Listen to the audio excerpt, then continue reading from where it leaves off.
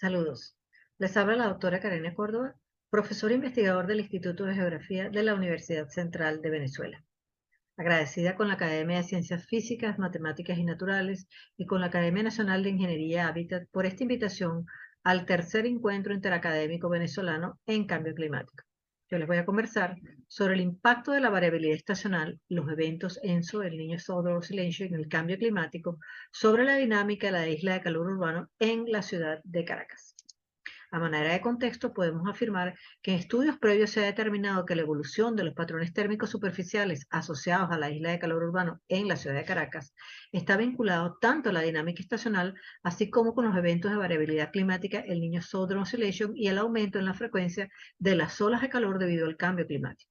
En las regiones tropicales, el fenómeno de la isla calor presenta mayor intensidad durante la etapa de sequía, en tanto que en las latitudes subtropicales presenta mayor intensidad durante los meses de verano. La intensidad y extensión de la isla de calor superficial en la ciudad de Caracas está relacionada con las interacciones entre la atmósfera urbana y las diferentes tipologías o coberturas urbanas presentes en el mosaico urbano de la ciudad, así como con los patrones de circulación local que ayudan a disipar la carga térmica. La intensidad de la isla de calor en el caso de la ciudad de Caracas también está relacionada con la ocurrencia de eventos ensocálidos de alta intensidad, olas de calor, durante los cuales se han observado registros de anomalías en la temperatura superficial de hasta 10 grados o más.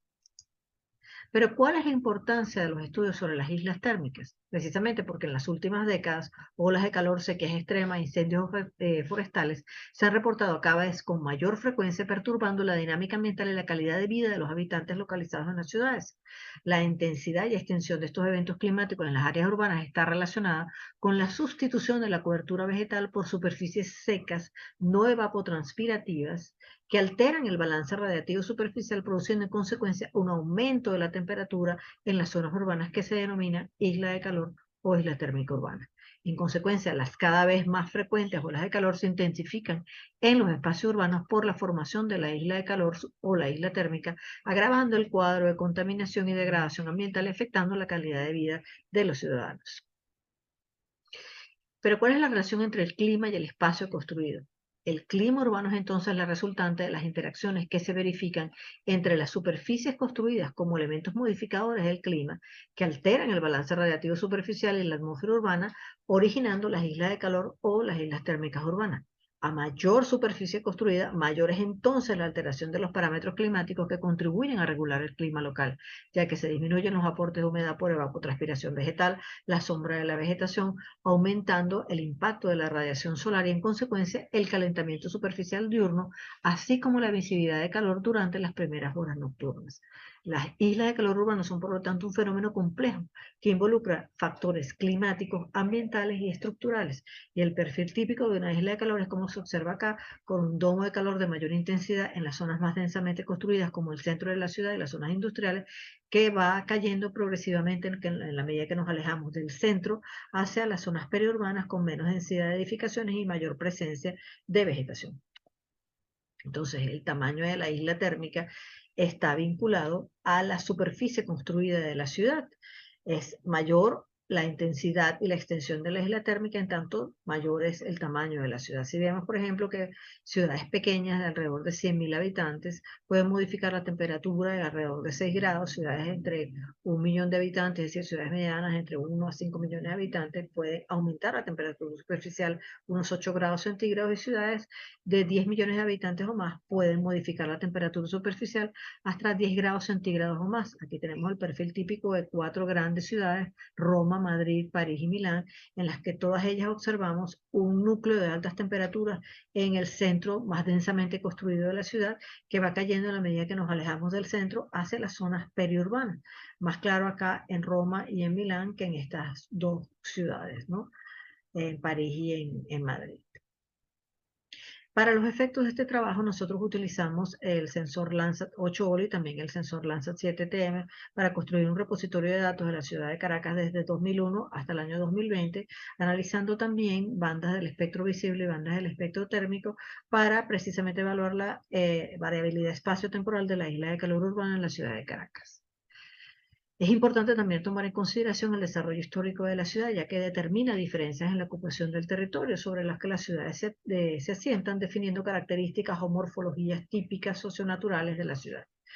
Estas tipologías urbanas que se identifican tienen respuestas térmicas diferentes dependiendo también de la variabilidad, de la estacionalidad y de eventos de variabilidad del niño o la niña. Y pudimos identificar aquí 5 tipologías típicas, por ejemplo, en el caso de la ciudad de Caracas, que es el urbanismo de alta densidad, las zonas de barrio, el urbanismo difuso de densidad media-baja, el urbanismo de densidad media-baja en las zonas del norte, corredores mixtos, urbano-industriales o comerciales e industriales, por ejemplo, y otras zonas de barrio por acá. Las zonas más densamente construidas se localizan tanto al noreste como al suroeste de la ciudad, en tanto que en las zonas del noreste y sureste de la ciudad predomina un urbanismo de densidad media-baja o un urbanismo difuso de densidad media-baja. Lógicamente, estas diferencias en estas tipologías también representan diferencias en términos de los valores o los rangos térmicos observados para cada una de estas tipologías y, por supuesto, entre los sectores del este y del oeste de la ciudad. Estos estudios de variabilidad de la dinámica espaciotemporal de la isla de calor urbano son importantes precisamente porque nos permiten analizar esa variabilidad en una línea de tiempo. También podemos determinar la variabilidad estacional en periodo de sequía, periodo de lluvia, y los rangos de temperatura asociados a las diferentes tipologías urbanas identificadas, así como también identificar zonas críticas dentro de las áreas urbanas, dependiendo de la densidad de estructuras y de la densidad de población, también para definir estrategias de intervención urbana en cada caso y definir estrategias de atención en caso de emergencias, caso de sequías extremas, olas de calor, para las diferentes tipologías identificadas. Aquí vemos el análisis de la variabilidad estacional en el año 2020, febrero, marzo, abril, septiembre, periodo de sequía, periodo de lluvia, y en todo caso aquí lo que resulta evidente es que los meses de mayor intensidad de la isla de calor son los meses de sequía, marzo y abril, en tanto que las temperaturas son mucho más frescas en los meses al principio del año, durante el final de la temporada de lluviosa, y durante la temporada lluviosa propiamente dicho, es decir, el mes de febrero, que es un mes intermedio de transición, ¿verdad? Donde todavía ocurren algunas lluvias, lloviznas de frentes fríos, y en el mes de septiembre, que es un mes de lluvia, hay temperaturas más frescas. En el caso, por ejemplo, también podemos aprovechar la información derivada del sensor remoto, de la banda térmica del sensor remoto, e integrarla en un sistema de información geográfico con capas vectoriales y poligonales, ¿verdad? Sobre información político-administrativa relevante, características demográficas, físico-naturales, para identificar zonas críticas o áreas críticas, por ejemplo, en este caso en el municipio de Chacao, identificando áreas críticas, y podemos también asociar otro tipo de cobertura con información adicional sobre el tipo de edificación, altura de la edificación, si son edificaciones públicas o privadas, la densidad de la población, lo que nos puede permitir definir mejor o el desarrollo de estrategias para las áreas críticas en caso de atención de emergencia o en caso de definir programas o planes para estrategias de mitigación del calentamiento superficial. Estos son los rangos más o menos a partir de estos estudios que hemos identificado para las diferentes tipologías, los rangos de temperatura durante la estación seca y durante la estación lluviosa, es decir, la variabilidad de las temperaturas durante la estación seca y la estación lluviosa. Así pues vemos que las tipologías que tienen mayores problemas son las de urbanismo de alta densidad, las zonas de barrio, que presentan altas temperaturas durante la estación seca, pero que también mantienen altas temperaturas durante la estación lluviosa, y que las zonas de urbanismo de baja densidad, aunque tienen rangos de temperaturas más altas durante la estación seca, bajan sensiblemente durante la estación lluviosa, porque aquí hay menor densidad de edificaciones y mayor presencia de vegetación, lo que implica estas diferencias, ¿verdad? También es importante observar los patrones de circulación en la ciudad. Aquí tenemos en el Valle de Caracas una circulación predominantemente de flujo del este, pero también tenemos circulación en los valles transversales del sureste y suroeste de la ciudad, que refrescan las diferentes zonas urbanas, y un flujo invertido por el lado de Cati en las tardes, así como circuitos locales de circulación entre la montaña y el valle, en las partes altas, por ejemplo, del Valle de Caracas y el Parque Nacional Guarera Repano, y entre estas filas de vegetación natural y los valles transversales del suroeste y del sureste de la ciudad. Por eso es importante estudiar el estado de la vegetación, ya que si la vegetación se encuentra bajo este estrés hídrico, la función evapotranspirativa se minimiza para conservar el agua y mantener viva la planta. En algunos casos, la vegetación pierde o disminuye el follaje como respuesta a los cambios estacionales, sobre todo en el periodo de sequía, o ambientales, recuperando la densidad del dosel nuevamente durante el periodo húmedo. Esta respuesta fisiológica de las plantas tiene una consecuencia sobre el NDVI, que es el índice que mide la actividad clorofílica y la temperatura superficial de la formación vegetal. Por supuesto, ello tiene un efecto sobre el rol de la vegetación en la mitigación de las temperaturas urbanas, ya que la evapotranspiración vegetal aporta humedad al aire, haciendo descender las temperaturas del aire sobre las formaciones vegetales. Mientras más extenso y denso sea el dosel de vegetación, mayores beneficios se obtienen de la evapotranspiración vegetal, favoreciéndose los mecanismos de circulación local por diferencial térmico y la renovación del aire, pudiendo incluso crearse un microclima con temperaturas más bajas y frescas que se mantienen a lo largo del día, con abundante presencia en sectores urbanos con abundante presencia de vegetación arbórea. Estos son los rangos de temperatura identificados para las formaciones vegetales presentes en las áreas urbanas y periurbanas del Valle de Caracas, y observamos aquí que las gramíneas son las que tienen las temperaturas más altas, en este caso, incluso por la fisiología de la misma gramínea, que son macoyas, que han descubierto una parte importante del suelo, y el suelo se calienta entonces más, presentando los rangos de temperatura más altos durante la estación seca, y aunque disminuyen en la estación lluviosa, sigue siendo la formación vegetal con las temperaturas más altas. El matorral deciduo, en cambio, presenta unas temperaturas más altas durante la estación seca, pero que disminuyen sensiblemente cuando recupera la vegetación, el dosel, o recupera el follaje y la actividad evapotranspirativa. El bosque húmedo y el bosque nublado se mantienen en una mejor condición y las temperaturas mejoran sensiblemente durante la temporada de lluvias. Entonces, en base a ello, podemos definir condiciones climáticas, ambientales y estructurales que tienden a maximizar o a minimizar la isla de calor superficial. En este caso, las condiciones que lo maximizan están relacionadas con la estacionalidad, si es periodo de sequía, porque hay escasa nubosidad, escasa humedad atmosférica, una alta incidencia de la radiación solar y la eventual presencia de eventos de calor o olas de calor o de fases cálidas de los eventos ENSO, por ejemplo.